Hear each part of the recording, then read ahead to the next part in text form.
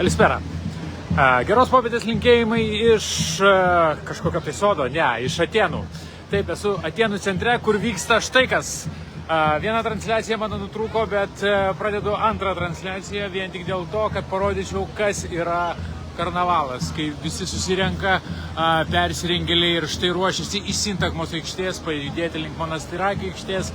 Ir aišku, netoks masiškas karnavalas kaip Retimne, nes Retimno mieste šiandien žygiavo skaičiuojama preliminariai apie 40 000 žmonių. Na, Atėnuose nėra to didžiojo karnavalo kaip Patrų mieste arba Retimne, bet karnavalas čia vyksta. Ir štai visokiausi persirengėliai tuoj pajudės eiti Ermų gatve, pagrindinė Ermų gatve iki Monastirakio, švęsdami tai, kas yra karnavalas. Karnavalas tai yra ta diena, kai baigiama valgyti mėsą prieš, man atrodo, čia pradžia. Čia yra orkestras. Ir prasideda šiandien Atėnai už, ir ne tik Atėnai, visa Graikija. Šiandien bus ta šventė, kurios visi laukia visus metus. Tai yra būtent karnavalas. Ir jau rytoj niekas nevalgys mėsos, jau rytoj viskas pasikeis, bet rytoj yra nedarbo diena ir rytoj visi pradės laikytis Velykinio pasninko. Beje, Atėnų simbolis yra drakonas. Visada per Atėnų karnavalą yra išvyniojamas štai toks drakonas ir jis keliauja nuo Sintagmos aikštės iki Monastirakio. Na, aš su kompanija neisiu, aš truputėlį einu kitur, bet galite tikrai suprasti, kaip tai atrodo. Tik tai įsivaizduokite, kad Patrose arba, pavyzdžiui, Retimne viskas yra masiškiau. Kaip būtų keista, nepaisant to, kad Atėnai yra sostinė, Graikijos sostinė, viskas masiškiau yra būtent Patrose ir Kretos trečiame pagal dydį mieste Retimne. Retimno karnavalas yra vienas didžiausių. Taip, aš esu Atėnuose, netrukus praeisiu pro Atėnų sodą, dar parodysiu jums ir garsiąją Sintagmą. Tai yra Sintagma, ta vieta, kur yra Graikų parlamentas, kur vyksta ir riaušės. Jos vyko beje visai neseniai, vasario 28 čionai. Buvo masinės riaušės, ne riaušės, o toks pasipriešinimo protestas dėl 2 metų įvykių, Tembi traukinio katastrofos, bet graikai paprotestavę švenčia ir švenčia su visa jėga visuose miestuose. Štai prieš mane yra Sintagma, tai yra Graikų parlamentas. Čia yra tuo pačiu ir garbės sargyba. Jeigu būsit kada Atėnuose, būtinai ateikite čionai pasižiūrėti, kaip keičiasi garbės sargyba, nes tas vaizdas iš tikrųjų yra įspūdingas. Štai ten garbės sargybiniai prie nežinomo kareivio kapo. Štai va, stovi. Pasikeitimas vyksta kas valandą, kas pusvalandį jie pasikeičia tiesiog iš vienos vietos į kitą, o kiekvieną valandą, tai yra 15, 16, 17 ir taip toliau, net ir naktį garbės sargyba keičiasi prie nežinomo kareivio kapo. Tai ta vieta, kurią jūs turbūt žinote ir jeigu buvote kada Atėnuose ir jeigu būsite, būtinai apsilankykite.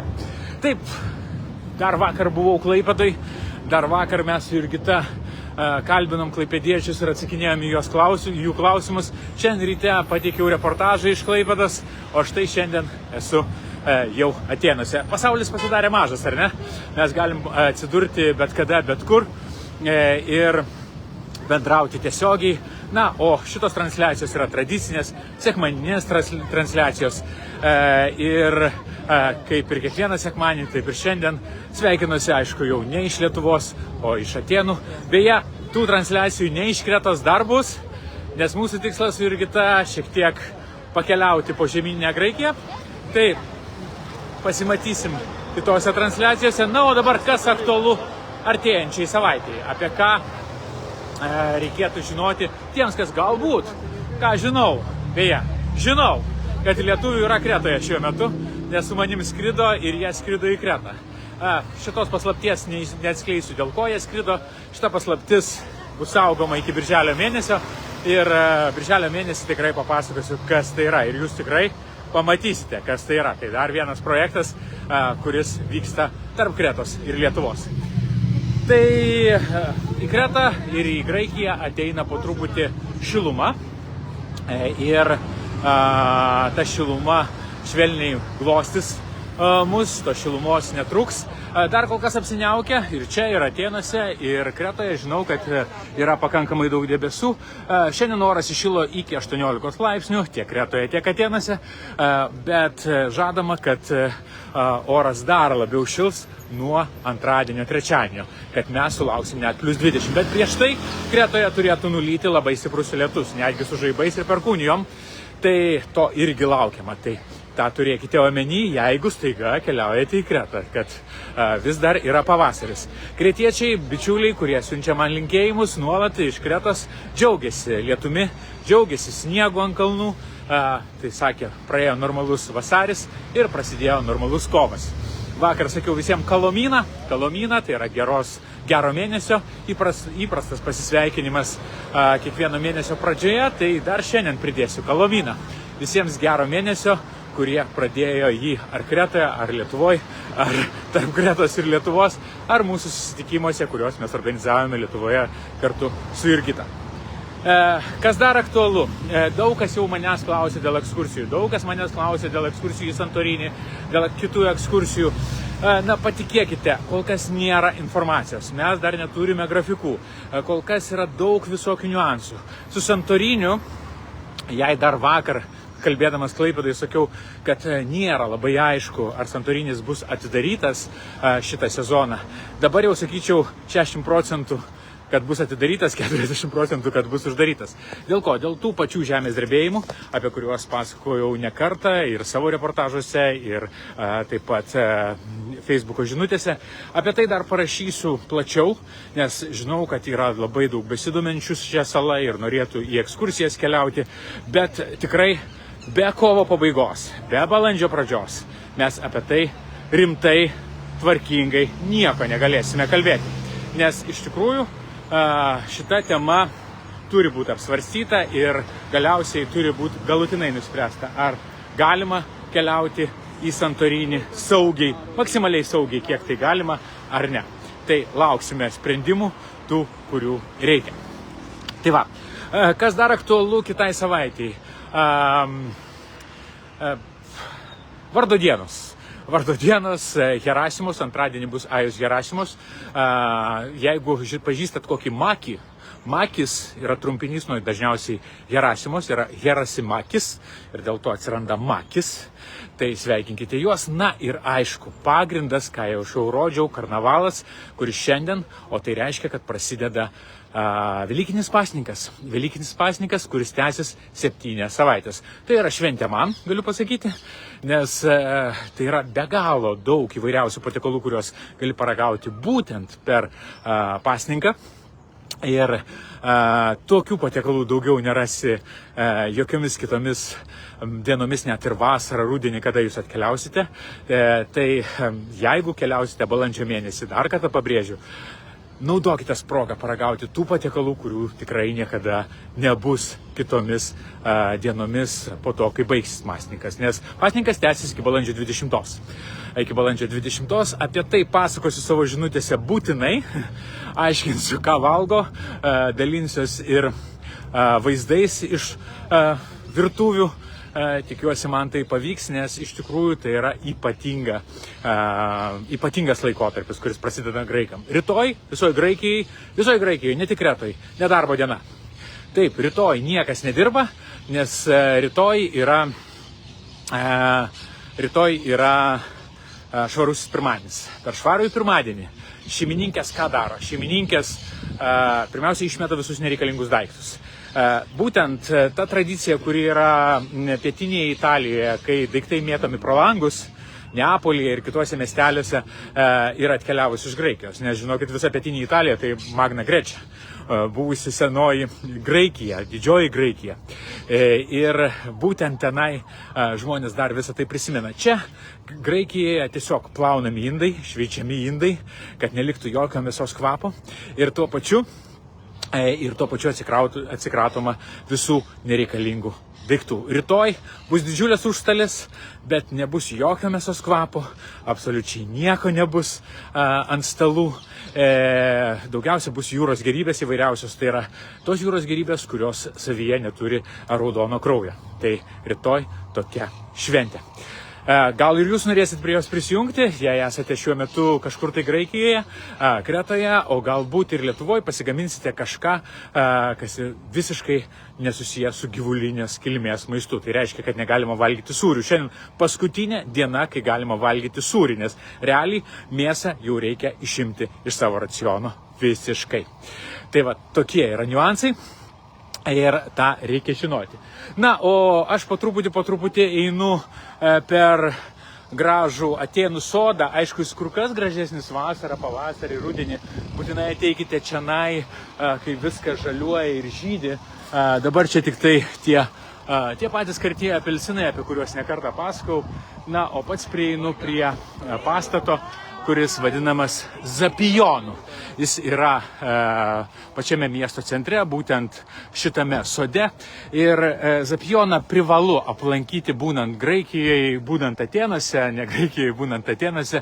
Tiesiog prisiliesti prie jo, ypač tuo atveju, jeigu perskaitysite Henry Millerio knygą Marusio kolosas. Marusio kolosai lietuvių kalbą išvertė Violeta Tauragienė. Apie šią knygą jau kartą, man atrodo, pasakau, ir ne kartą galbūt pasakau. Puikiai knyga, pasakojanti apie tai, kaip amerikietis Henry Milleris, rašytojas, garsusis rašytojas, jei jūs skaitėte Vėžio atogrąžą, tikrai puikiausiai žinote šitą rašytoją, atvyko čionai ir būtent čionai prie Zapijono su savo intelektualais draugais jie krėtė pokštus įvairiausius. Na, o kas yra Zapijonas?